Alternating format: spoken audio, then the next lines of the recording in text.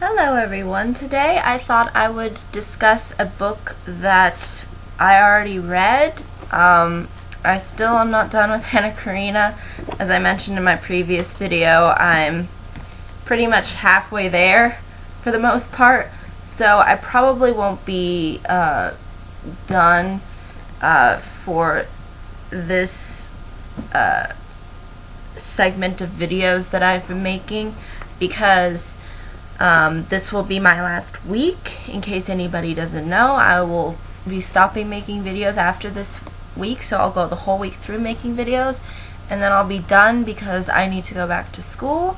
However, I will return in December, hopefully a little bit before Christmas, and I'll start making some more videos then and content for you all. So I figured that would probably be the best to start with Anna Karenina, or Karenina, excuse me. I always get the last name, always trips me up. But basically, that's just a side announcement because in case you didn't watch my previous video, I mentioned that this will be my last week, and I'll mention it again here that this will be my last week. It's been a great run, and I hope to make it good, and I felt like I'd give you a sense of a book that I've read and is kind of interesting in its own right. Again, this isn't one of those books that I hold in such a high regard, but I sort of have a history with this book, and this book is called The Latehomecomer by Kalai Yang. And the interesting thing is for college, they made us read this book as incoming freshmen, so we had to read it and have a sort of discussion of the book. And I believe we were supposed to write a little bit of it, but I don't think there was so much involved as much as the experience. And the interesting thing too is I managed to, we as a freshman group for the college or university met with this woman. She gave a presentation and sort of talked about her experiences, and we were able to ask her questions and such, and I got her little signature right here. So I kind of have a history with this book. So basically, in case you don't know what The Latehomecomer is about, well, this is actually sort of an autobiography, meaning that the author of this book sort of went through these experiences, at least her and her family. And the author, Kayo, she is a Hmong person, meaning that she is part of the Hmong ethnic group, and basically that's a group of people who live in certain parts of Asia. Vietnam was one, Thailand was another, China, I think, was another as well. So it's like a segment of people, I guess, an ethnic group in that sense. So basically, she grew up during the time of the Vietnam War, or like sort of the post-Vietnam War, meaning sort of the after effects from it. And the interesting thing is that the Hmong people actually helped the Americans during the Vietnam War. At least this is what she paints in the book, if you choose to read it. And when the Americans leave Vietnam, this ethnic group, the Hmong people, are sort of cast out as to be sort of enemies to like the Viet Cong and the people that are for communism in Vietnam during the time. So you will see this present in the story, and how her family has to escape from these Viet Cong people, because basically they're sort of out to almost exterminate them, I would say. maybe take them in as I don't know, as prisoners, but it does feel like that they are, she paints a picture that they are on the offense and that they want to attack these people because they feel like they assisted the Americans. So again, there is that kind of very complicated political aspect to it, and you'll see this if you choose to read the story. So basically, that's how it kind of opens up, and then you'll see how the family goes through that escape, and then they go to a camp in Thailand, I believe, and like a refugee camp, and then they live their lives there, and it's not really as pleasant. It's a very, how do you say, it's a very poor life.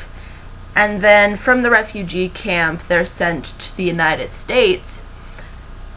And there, this is where they start to kind of develop a more stable life, even though they still have to deal with being poor and also, I guess, some racism as well. The Kyle mentioned in her speech when somebody asked her about, like, did you experience any racism or prejudice, and she sort of described it to us, and it's sad. It's not pleasant to hear those kinds of stories, but it sort of goes through that stage. So it's sort of like a 3-act thing where you have the first act be they're on the run from the Viet Cong and the communists, and or I guess I want to say that they were communist. Again, I'm not a political expert, but I think that's what they were going for, at least, and that's why the United States felt like that they should intervene. But basically, the Viet Cong are after them in the first act. Second act, they go to the refugee camp. Their life is described sort of there, and this is actually where Kaio is born. She's actually I don't think she's on the run in the first act, but she talks about how her family sort of went through that experience, and then basically after the whole refugee experience and having her childhood sort of explained to us, it goes into the third, which is coming to America, having all these experiences. So it's an interesting story.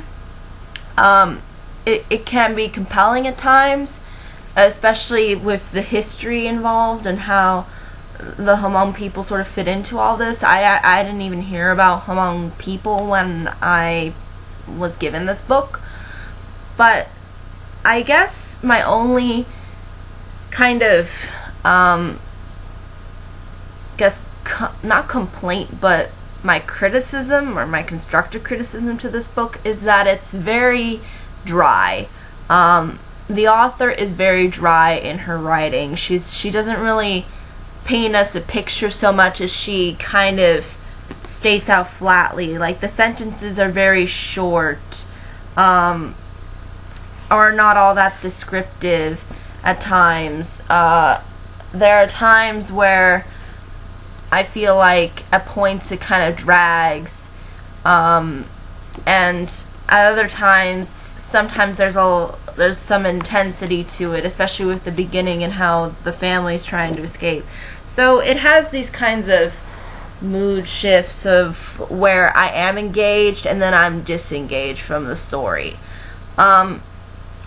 So I guess if you're more into kind of descriptive writing, which is a little bit more of what I personally like. I like it when authors are a little bit more descriptive in their writing, or are a little bit more, I guess, in depth with, like, emotion, I guess you could say. This story is very kind of the opposite in that it's very straightforward. It's like sentence. So it has that kind of a feel for it. But regardless of that constructive criticism, I feel like that the author really did put in a lot of time and effort to make it, and I think she wanted to really tell her story, and I think it's good that we can see this kind of story emerge.